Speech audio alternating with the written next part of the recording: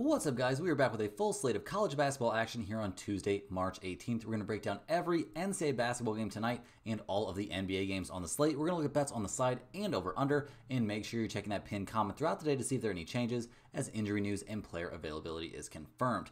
Yesterday, guys, not a ton of action out there, just an NBA slate to look at, and we got off to a good start. We had Detroit minus 6.5. They got an absolute blowout win there against the Pelicans, winning that game by over 40 points, so pretty wild stuff in that one. Didn't even have to watch too much of that game to know which direction it was headed. We've got a couple still cooking. We've got the Grizzlies -1 and Portland -4.5. Portland was actually, jumped out to a big lead there early, but early leads in the NBA don't mean much. We also have Memphis that are, they're down by, 9 right now in the second quarter, but we're not freaking out about either one of those. Hopefully we can come up with a 3-0 night, but guys, hit that like button. It does a ton to get these videos promoted out there, and if we get to 1,000 likes on this video, we're giving away a Stump the Spread hoodie to one random commenter. Subscribe to the channel if you're new. Once you get to 50,000 subscribers, we're giving away another hoodie, and we have big time chances for you guys to hit it pretty big here. We're doing a Stump the Spread bracket challenge. There's a link down in the description. Get over there, get signed up, pick your NCAA basketball bracket, and see how yours stack up against all of ours.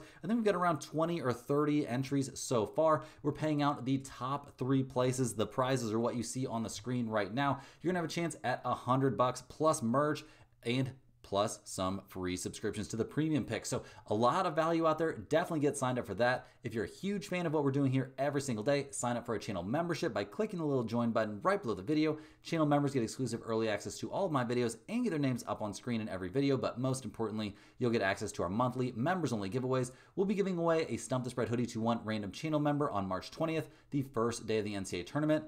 Guys, all of our videos are sponsored by StumpTheSpread.com. We're a team of experienced cappers over there. All of us have at least 15 plus years in the industry, and together we cover all the major sports. Right now, our premium members are getting daily college basketball, NBA, NHL, and UFC picks, and MLB, our most profitable sport the last 3 years running, is kind of starting up very soon with those, weird overseas games, but very soon we're going to have a genuine opening day, and things will be off and running.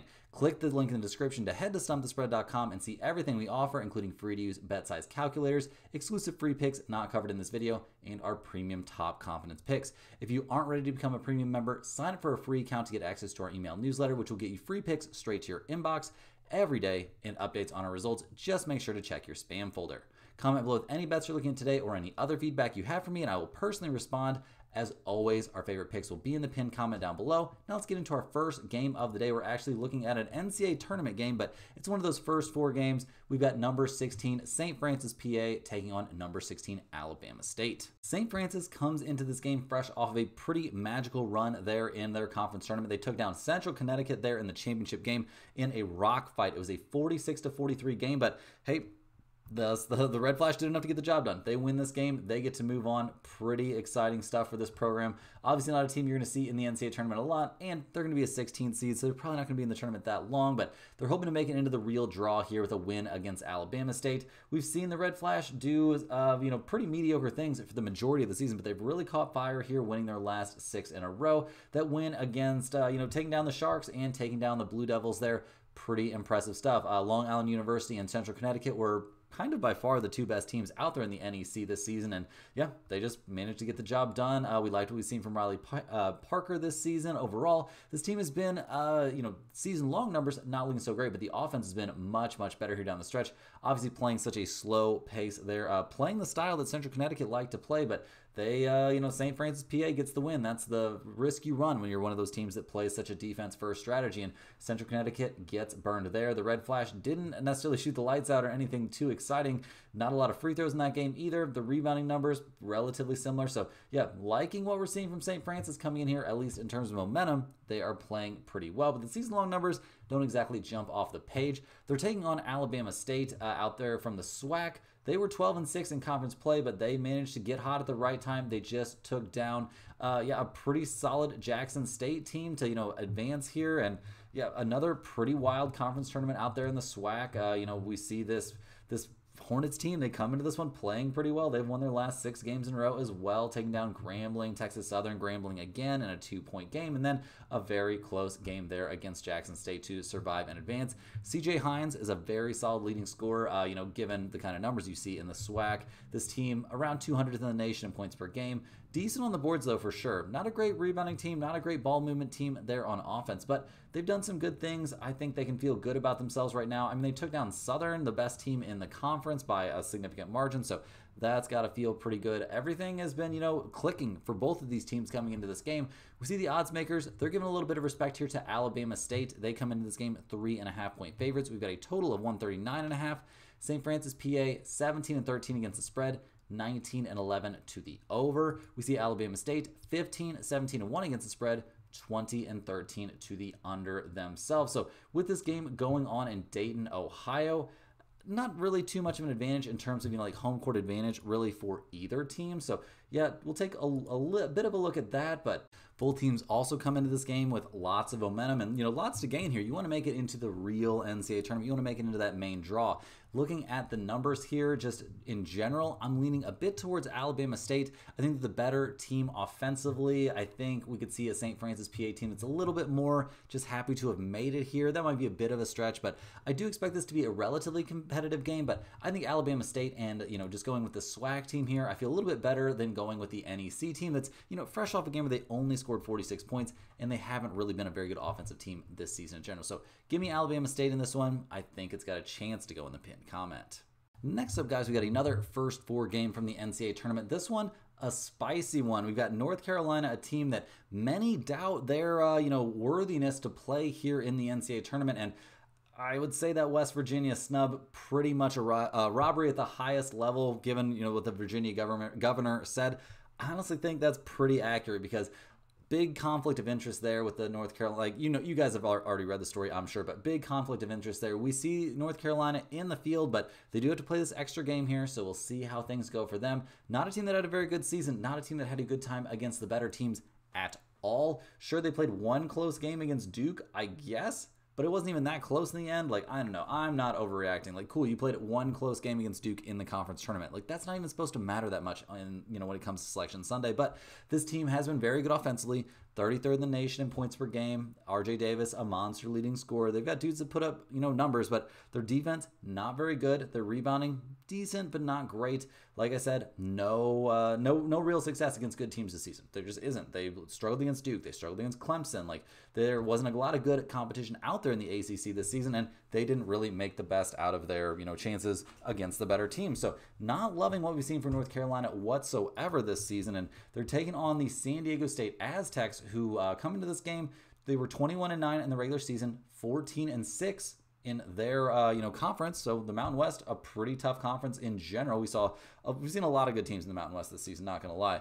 They did get bounced there by Boise State in the conference tournament, losing that game by 10. So that's not exactly the best look. Didn't have a deep the conference tournament run they would have dreamed of. But they've got some nice wins, taking down Boise State. They've just done some good stuff this season. They don't put up the kind of crazy offensive numbers that we see from North Carolina, but their defense has been excellent, giving up around 63.6 points per game. They're decent on the boards as well. They've got an okay leading scorer, a point guard there in Nick Boyd, 14 points, 4 assists per game. Not a whole lot wrong with that. This team has proven that they can do some good stuff. In their non-conference schedule, they beat, what did they beat? They beat Creighton. They beat Houston. What a crazy win that looks like. So, yeah, a lot of positives for this team, honestly. I'm liking a good amount of what I'm seeing from the San Diego State squad. They come into this game as 4.5-point underdogs. We've got a total of 142.5. North Carolina only 15-19-1 against the spread, 18-17 to the over. San Diego State, not a great against the spread team this year, 12-17 against the spread, 15-14 to the over.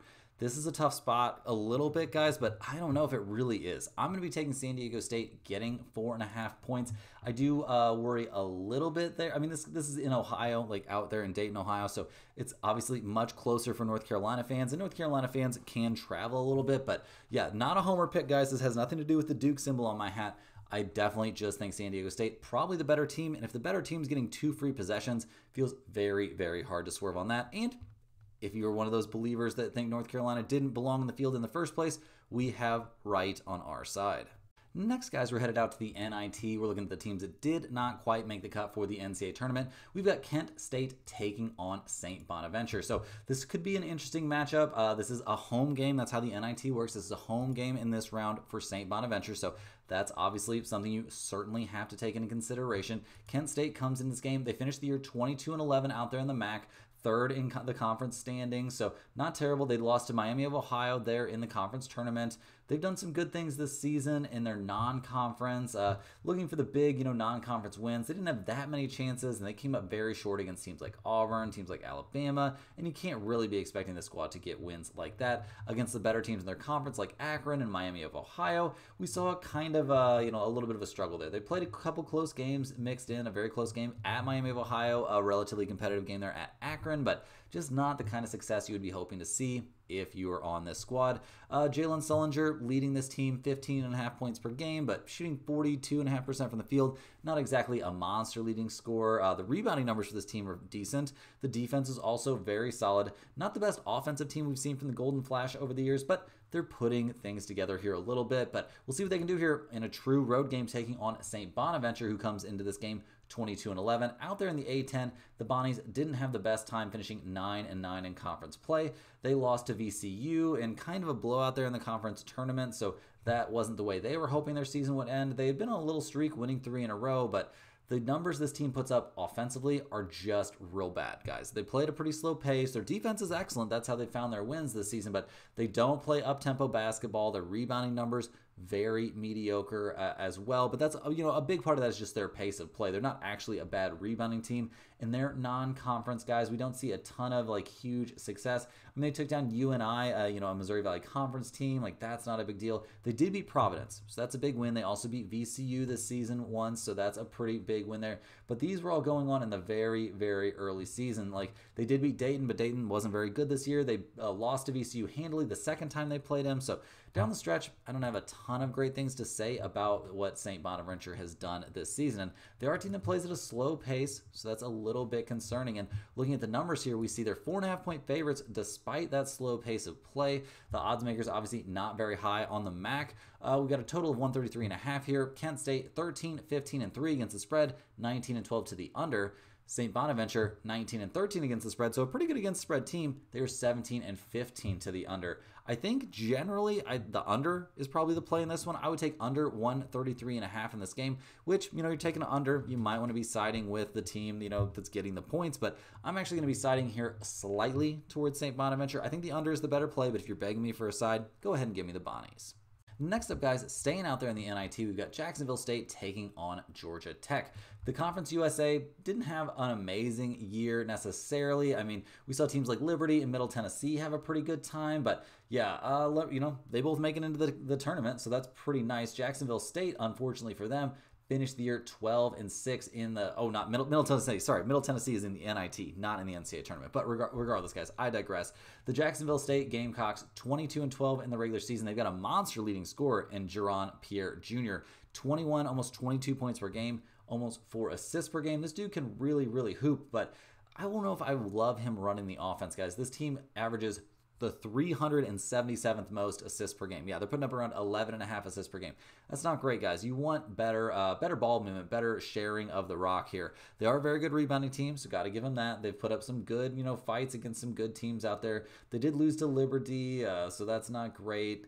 They beat Middle Tennessee and then lost to Liberty there in the conference tournament. So we'll see what they can get after in this game as they take on a power conference team in the Georgia Tech Yellow Jackets. The big question usually for these power conference teams is how motivated they're going to be. How much do they care about this spot? Well, looking at the numbers for this team, going only 17-16 in conference play on the season, 10-10 in conference play. They got absolutely they didn't get absolutely trounced. That was the game where we saw Cooper Flag get injured, but they got knocked out of the ACC tournament by number 1 Duke in that game. But we liked a good amount of what we saw from the Yellow Jackets this season. I mean, in their non-conference, they put up a good fight against Georgia. They did get trounced there by Cincinnati, but they also put up a good fight against Oklahoma, played a very close game. Obviously not a non-conference game, but played a close game against UNC.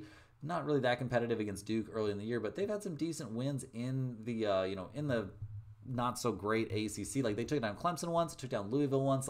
This team did most of what you can expect to do out there in the ACC.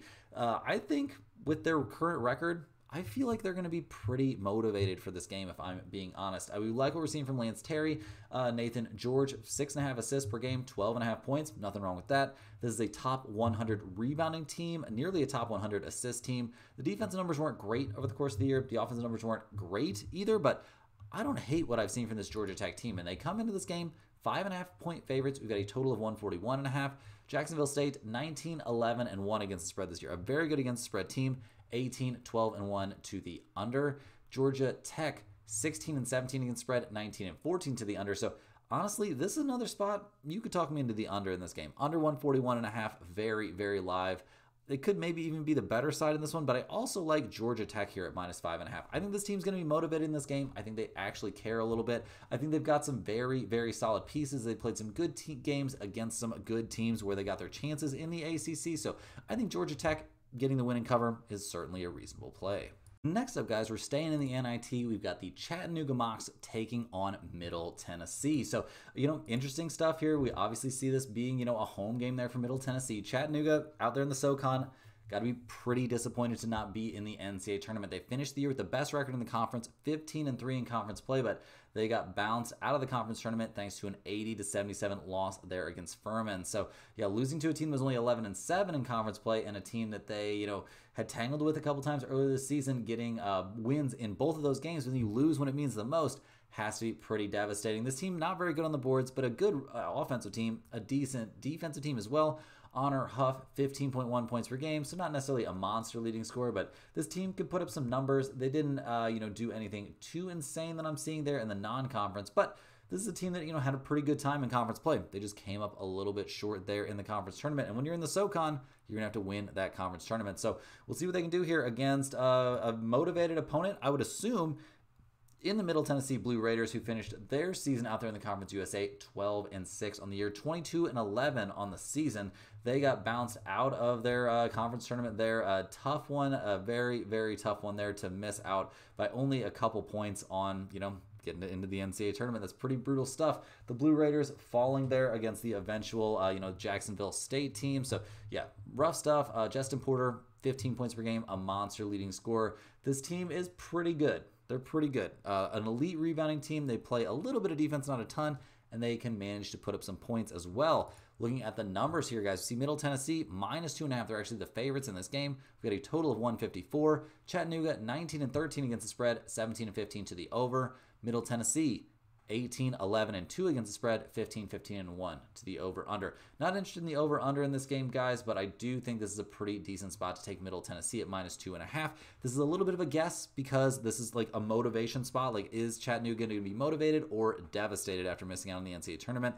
I'm leaning towards devastated here. I think Middle Tennessee, especially getting to play at home, going to be the much more motivated team. I think Chattanooga going to be pretty disheartened. This is a squad that really felt like they deserved to be in the NCAA tournament, and they just couldn't make it happen there in the conference tournament. So pretty brutal stuff. I'm going to be leaning towards Middle Tennessee here, though, at -2.5.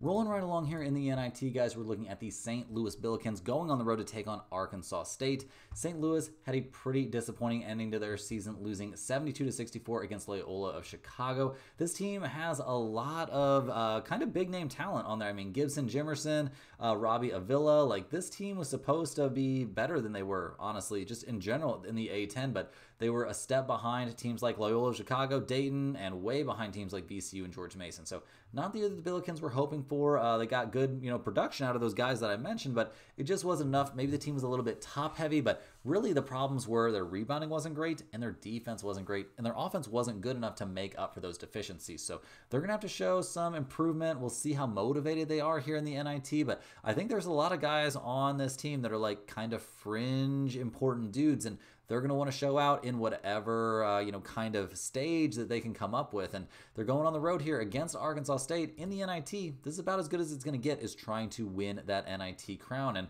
their opponent in this game, the Red Wolves, they come into this game 24-10 on the season. They had a pretty great time out there in the Sun Belt, but unfortunately come up short against Troy in the conference tournament. So brutal stuff there. Yeah, we don't see anything like too bad. This team was good, guys. This team was good, but they choked there at the end of the season. They are another squad that's on my list of teams that have to be very, very devastated to be playing in the NIT instead of in the big dance. This was a top 50-ish offense in the nation. They were 10th in the nation in rebounding. This team didn't play a crazy amount of defense, but they were a freaking good team. They actually gave Alabama a real game early in the season. They knocked off Akron. They, beat Memphis as well. They beat UAB. Like, this team was, kicking ass and taking names there in the regular season, but it just didn't work out there in the conference tournament, which is a sad, sad story. But these teams like this, they're just not making it in the tournament. And looking at the numbers, the odds makers have a lot of faith here in Arkansas State at -4.5. This is another spot where you have to guess at the motivation level of this team. We had a total of 153. We see St. Louis only 12-19 against the spread, but they were 22-9 to the under. Arkansas State 18-14-1 against the spread, 17-16 to the under. I think this is a very good spot to take under 153. That's probably my favorite lean on this game, to be honest. I'm a little bit worried about the motivation level of Arkansas State. If I knew they were going to be at 100%, they were really, really bought into this, I would definitely take them here at -4.5. I just got to see it to believe it. Maybe we'll be on them later on in this tournament, but right now, guys, I think the best play on this game is under 153. Next up, guys, we got the Wichita State Shockers going on the road to take on Oklahoma State. Wichita State, they did get knocked out of the tournament there by Memphis out of their conference tournament, but they hung tough against this team, giving up a ton of points there to PJ Haggerty, but they really played well out there despite being completely and totally overmatched just physically and athletically in that game. But they hung tough and got us the cover. So we appreciate you, Shockers, but not quite enough to get over the top. I think this is a team that probably isn't too disappointed really to end up there in the, there's a below 500 team in conference play in the American. They fight their way into the NIT. Like, I don't think that's the end of the world at all. They've got a lot of high effort guys. Cortez, definitely not a guy that's going to be, he's gonna be playing hard all the time. Xavier Bell gonna be playing hard all the time. Liked what we saw from Quincy Ballard out there holding his own against some of the bigs there for Memphis. So yeah, this is a pretty good Shockers team. Like, I've liked a lot of what I've seen from them, especially down the stretch of the season. They're a great rebounding team. They play some defense. When the three-point shot has fallen, they can be a tough team to beat. Just as Memphis, a team they knocked off in the regular season. So I like the Shockers coming into this game a good amount as they go on the road to take on Oklahoma State. The Cowboys only 15-17 on the season. They were actually 7-13 out there in the Big 12. They got knocked out of their conference tournament in a blowout there against Cincinnati. This team just can't get that excited about them. I mean, they didn't do anything that impressive in their non-conference, losing to FAU, almost losing it against Miami, a terrible team there from the ACC, losing against Nevada in kind of a blowout. I don't know, guys. It's a little bit tough to find. I guess they beat Seton Hall, but Seton Hall's terrible. They got obliterated by Oklahoma. Just not a squad that I can get super excited about. Like, just not a squad that I think really has tons of juice coming into this game. No big-time leading scorer, no great numbers over the course of the season. A terrible rebounding team, a very mediocre defensive team. They're a power conference squad, though. Maybe they've got something to prove here, but also maybe these guys didn't really sign up to be playing in the NIT. Maybe when you go to Oklahoma State, you're trying to make it into the big dance. Looking at the numbers here, we see the Cowboys 5.5-point favorites. We've got a total of 155.5. Wichita State 15-14-3 against the spread, 20-12 to the under. Oklahoma State 14-18 against the spread, 17-15 to the over. Guys, I'm definitely taking the Shockers on the points here. I don't know how motivated we're going to see Oklahoma State be. Obviously, playing on the road can be a little bit sketchy, but how lit is it really going to be for Oklahoma State? A big-time program that's used to playing in the NCAA tournament, not in these, non-NCAA tournament kind of tournaments. So I'm going to be taking the Shockers here, getting 5.5 points, and I think that's very good value. Next up in the NIT, guys, we've got Cal State Northridge taking on Stanford. The Cal State Northridge Matadors 22-10 on the season, 14-6 out in the Big West. They got bounced out of their conference tournament by none other than UCSB. So yeah, that had to be a little bit of a not great feeling. That probably wasn't the team they thought would be, knocking them out. This team put up some good numbers over the course of the year. Obviously, you're going to see plenty of offense out there in the Big West, but yeah, we saw Marcus Adams Jr., 16.1 points, 53% from the field. Very impressive stuff. Keontae Jones, a very solid point guard option. This team, 35th in the nation in points per game, 14th in rebounding. They play at an up pace, and that's what you can expect from teams out there in the Big West, generally speaking. They absolutely did get after it. In their non-conference, I'm looking for some big-time wins, and they didn't even really play that many big-time games. I mean, they got obliterated by USC, so that's not exactly, a super great look, but other than that, didn't put themselves in a position to play too many elite-level opponents. So we'll see what they can do here going up against a power conference team in the Stanford Cardinals, but at 20-13 on the year and 11-9 in the ACC, not exactly a team that had an amazing time. They did lose by only 2 against Louisville, so playing well down the stretch, but they also got blown out by 20 by Louisville. I don't know. This Disney team, I have a little bit of a hard time getting excited about them. How they played down the stretch, they felt like a team that could maybe go on a run there in the ACC tournament. They do have one of the best scorers in the nation in Maxime Renaud, but yeah, 20 points per game, 47% from the field for a team that averages the 212th most offense. That's not exactly great, guys. 73 points per game, not lighting the world on fire there for the Stanford Cardinals in terms of their offense. Their rebounding is very mediocre, and their defense is nothing to write home about either. And looking at the numbers for this game, Stanford getting 6.5 point favorites. We got a total of 154.5. Cal State Northridge 15-15 against the spread, 16-14 to the over. Stanford 15-18 against the spread, and they are a slight under team. Guys, I'm taking Cal State Northridge here and the points. I think they find a way to make this game very competitive, if not just run Stanford off the court. I know the Cardinals are a power conference team and all that jazz, so I honestly think that's a kind of a negative in this spot. I don't think they're going to be highly motivated for this game. I think we're going to see Cal State Northridge. Their players are going to be looking at this as an actual opportunity to get seen out there, and Stanford, I don't think they're as worried about that. I'm going to be taking Cal State Northridge and the points in a game I think they could sneakily win. In our last NCAA basketball game of the night, don't tune out, guys, because we've got NBA action coming up. We are looking at UC Riverside taking on Santa Clara. The UC Riverside Highlanders, guys, 21-12 on the season, 14-6 out there in the Big West. They come into this game after getting knocked out of their conference tournament there by Cal Poly, I believe it was. Yeah, it's looking like a loss against Cal Poly. That's not the team you would have probably thought you were going to get knocked out there if you were the Highlanders. They're a decent rebounding team, but don't play much offense, and don't play much defense, and their offense maybe not exactly at the level that you would expect for a team in the Big West. They do have a monster there in Barrington Hargress, 20 points per game, 4 assists per game, 44% from the field. Like, very good stuff. This team, though, only 147th in the nation in points per game, 81st in rebounding, and they don't play too much defense. So not a squad that I'm super hyped about. They did play a close game in their non-conference against BYU, so I guess that's something. They also knocked off Colorado State, which Colorado State looked like a completely different team here in the later stages of the tournament. So we'll see how things shake out for them. This is a bit of a tough spot going on the road here to take on a Santa Clara Broncos team that was 20-12 on the season, 12-6 there in the WCC. A sneaky tough conference out there. I mean, they've done some good things this year. In their non-conference, they beat St. Louis, which obviously that win doesn't look amazing, but they took down TCU. They beat McNeese. Like, this team has put up some nice wins. They took down Bradley, a team that made some noise out there in the MVC. In terms of their, regular season numbers, they knocked off Gonzaga, played a couple pretty decent games there against St. Mary's. They didn't have a great time against Pepperdine there in the conference tournament, which has to be a pretty big disappointment, but this has been an elite offensive team over the course of the year, guys. 26th in the nation, 81.3 points per game. Not a terrible defensive team, and they're good on the boards. They move the ball really well, and this team doesn't rely too much on any one major leading scorer, which can be something of a positive in these one-and-done tournament situations. Looking at the numbers, though, Santa Clara, guys, they are 11.5 point favorites. We've got a total of 154.5. UC Riverside, 19-12-1 against the spread this season, 19-13 to the over. Santa Clara, 17-15 against the spread, 16-16 to the over-under, so a 500 over-under team. I'm actually going to be siding here slightly with UC Riverside, with the Highlanders here. Just getting double-digit points feels like too much. I think Santa Clara is the better team, but I think we see UC Riverside motivated enough to make this game close. Do you think they win? No. Will we maybe want to be on Santa Clara later in this tournament? That's certainly a possibility if they do advance, which I think they will, but I just can't see them winning this game by double digits.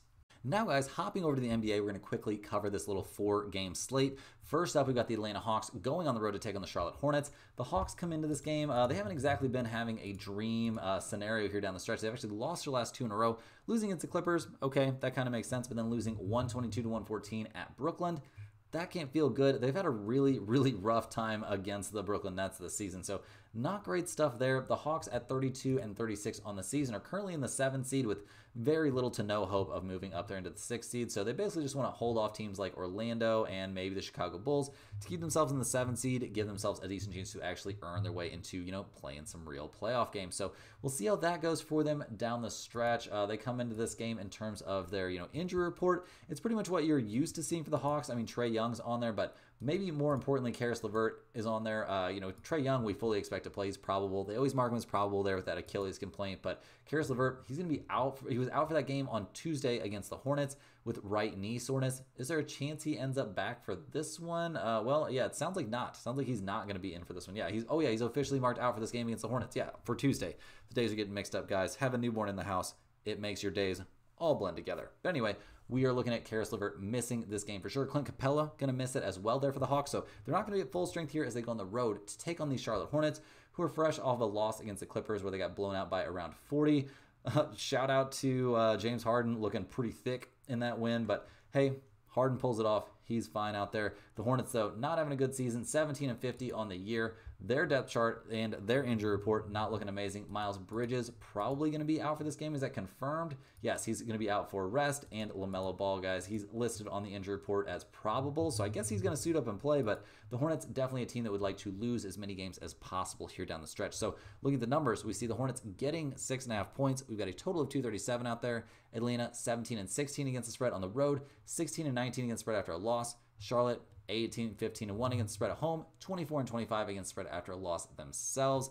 This is a spot, I'm going to be honest, guys, I don't see a whole lot of value. I would maybe shade towards the over a little bit, that over 237.5, since both teams play very little defense and both, like to get their shots up. But in terms of a side, I guess give me the Hawks, since 6.5 points is not very many and Miles Bridges is going to be out, but definitely not a play that's going in the pinned comment. Next up, guys, we got the Brooklyn Nets going on the road to take on the Boston Celtics. The Nets come into this game 23-45 on the season, but fresh off of that 122-114 win there against the Hawks. They also just played a very, very close game there against the Boston Celtics where they eventually lost by 2 points. The Nets, obviously not a team anywhere near playoff contention. They come into this game looking pretty healthy, to be honest. I mean, Zaire Williams is on the injury report. So is Noah Clowney. He's going to miss this game, but Zaire Williams is actually probable due to left Achilles soreness, so it must not be that sore, or the Nets would be holding him out of this game. So sounds like he's going to be ready to go. And in their very close game there against the Boston Celtics, we liked a lot of what we saw from the Nets. Obviously, this was not the full strength Celtics necessarily, was it? Yeah, it wasn't quite, but it was pretty close, actually, very close to the full strength Boston Celtics. So we'll see if the Nets can run it back. They shot 43% from three in that game, 46% from the field, shot less free throws, but still made it work and won the battle of the boards pretty convincingly. So we'll see what happens in this one, guys. We see the Celtics fresh off of that win against the Nets. So that was the last time they played. So that's a little bit concerning. Porzingis came back from that illness. Boston obviously on cruise control right now. I mean, they're sitting in the 2nd seed out there in the East, and that's where they're going to finish the year, guys. You can book that right now. There's no way they end up climbing or falling out of that spot. In terms of their injury report, we see Jaylen Brown out for this game, and Jason Tatum also on the injury report. He's questionable due to a knee complaint, so I doubt they're going to be rushing him back. Jaylen Brown, is he confirmed out? Yes, with his back complaint is confirmed out for this game. So look at the numbers here, guys. The Celtics, 13.5 point favorites. We've got a total of 218.5. Brooklyn, 20-14-1 against the spread on the road, 11-11 against the spread when they are coming off of a win. But guys, they are not coming off of a win, so that doesn't... Oh yeah, they are coming off that win against the Hawks. So yeah, that is relevant. Boston, 15-20 against the spread at home, 33-1 against the spread after a win. Guys, this is a system play. We fade the Celtics when they're coming off a win. They're coming off a win coming into this game. They're not going to be at full strength. They could be missing their 2 best players potentially in this game. I'm definitely taking the Brooklyn Nets here at plus 13.5. This is going in the pin comment for sure. It's got a chance to be a premium pick over at Stump the Spread. It has a chance to be my biggest play of the day. Next on the docket, we're looking at the Milwaukee Bucks going on the road to take on the Golden State Warriors. We see Sims having surgery there for the Bucks, likely to return for the playoffs, so they might be losing a little bit of depth there. That would suck. The Warriors are actually playing against the Nuggets right now and not having a great time. That game's at halftime and the Warriors are down by 12, so far from over, but things are kind of going on. The Bucks come into this game fresh off getting obliterated there by the Thunder. We were on the Thunder in that one, so thank you OKC for coming through for us, and thank you Bucks for being not anywhere near the same level of team that the Oklahoma City Thunder are. Milwaukee, they are, in that mess in the Eastern Conference. They're, in a race, a very, very close race for who's going to get that 4 seed between them, the Pacers, and the Detroit Pistons. 1 game separates all 3 of those teams. Pretty crazy stuff out there. Obviously, we've liked what we've seen from Giannis and Dame this season in general, but as a team, they seem to lack a lot of what you need to, be a legitimate contender. Obviously, you know, Bobby Portis getting suspended hasn't helped either. Dame and Giannis both on the injury report. We also see Gary Trent Jr. and Jericho Sims on there. That could be kind of important.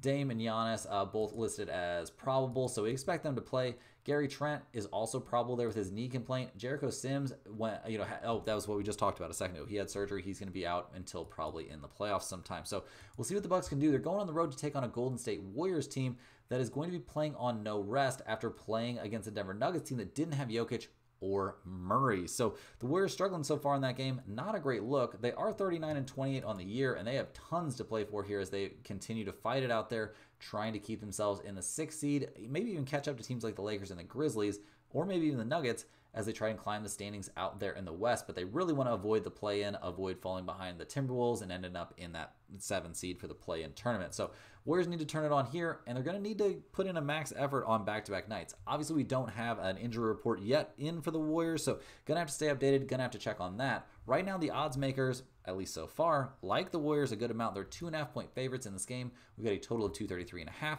Milwaukee, 12-18-1 against spread on the road, 13-14-1 against spread after a loss. The Warriors, 16-17-1 against spread at home, 5-6 against the spread on no rest. So that's a little bit concerning. I can't give a huge lean on this game until I see what happens down the stretch there with the Warriors, but to be honest, I'm maybe leaning a little bit, just the tiniest bit towards the Milwaukee Bucks. We really have to see though, guys. I have very little clue, very little lean on this game until we get a full injury report there for the Warriors.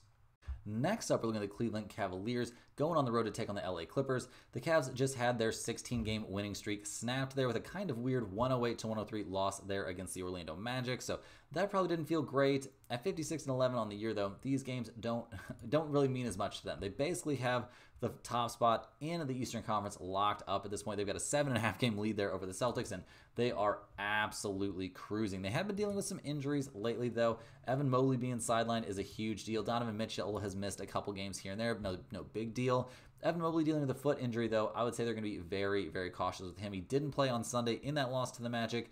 Sounds like there's a chance he could end up missing this game as well, which that moves DeAndre Hunter into the starting lineup, which makes things a little bit weird there for Cleveland, but I would say not the end of the world, but also not ideal here as they go on the road to take on the LA Clippers, who are fresh off that blowout win there against the Hornets. The Clippers have been taking advantage of playing some weak Eastern Conference opponents. Now let's see what they can do against a good one. I mean, taking down the Hornets, Hawks, and Heat, not exactly going to throw you a parade for that. The Clippers, 38-30 on the year. They are currently sitting down there in the 8th seed. They're a couple games back, or a game and a half back of the Warriors there for the 6th seed. So still within striking distance, no doubt about that. The Clippers have been banged up recently, though, and it's been a little bit tough. They've been missing Norman Powell, who is back, though. That's a pretty big deal, a pretty big return. I'm a little bit shocked to see him back already from that hamstring, but he played 23 minutes there against the Hornets. Did not play particularly well, only 7 points there in those 23 minutes for a guy that's, you know, a big-time scorer. So we'll see how he progresses. I would be very cautious if I was him and very cautious if I was the Clippers, but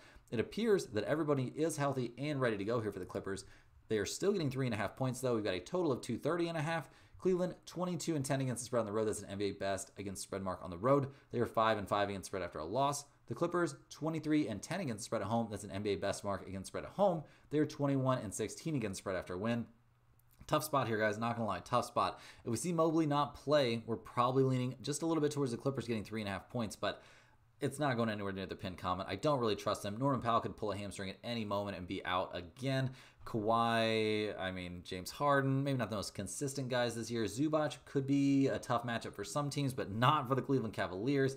And the bench for these Clippers doesn't really get me going either. So, yeah, I'm going to be leaning here just maybe towards the Clippers getting 3.5 points, but I need a Mobley injury report before I put this thing anywhere near the pinned comment at all. That's all the games we have for today, guys. Hit that like button, subscribe to the channel, get in that Stump the Spread bracket. We're giving away tons of prizes and $100 in cold hard cash, so definitely get in there for that. Let me know in the comments any questions you have on today's slate. Thanks for watching. Click the link in the description to check out stumpthespread.com. Click the link in the description to check out that bracket challenge, and we will see you guys tomorrow for more sports betting action.